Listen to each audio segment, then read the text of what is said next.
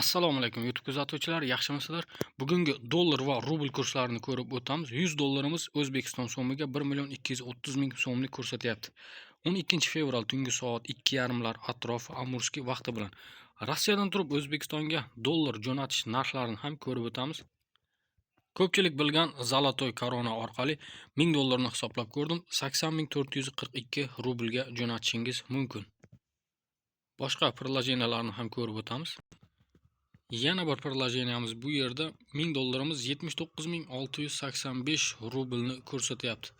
Rossiyadan turib O'zbekistonga jo'natish narxlari. Yana boshqa prilojeniyalarni ko'rib o'tamiz. Xo'p, bu yerda 1000 dollarni 79.920 rublga jo'natishingiz mumkin. Yana bir prilojeniya Mir Privilegi, bunda 79.770 rublga 1000 dollar jo'natishingiz mumkin. Ko'pchilikda savol tug'iladi, Rossiyadan turib arzon jo'natishning imkoni bormi deganlar uchun yana bir prilojeniyamiz bor. Xo'p, bu yerda 1000 dollarni hisoblab ko'rdim. Ko'rib turganingizdek, boshqa prilojeniyalarga qaraganda kichkina raqamlarda bo'lsa ham arzon. 1000 dollarni 79.304 rublga jo'natishingiz mumkin. 100 dollarni aytadigan bo'lsak, 7930 rublga 100 dollar jo'natishingiz mumkin.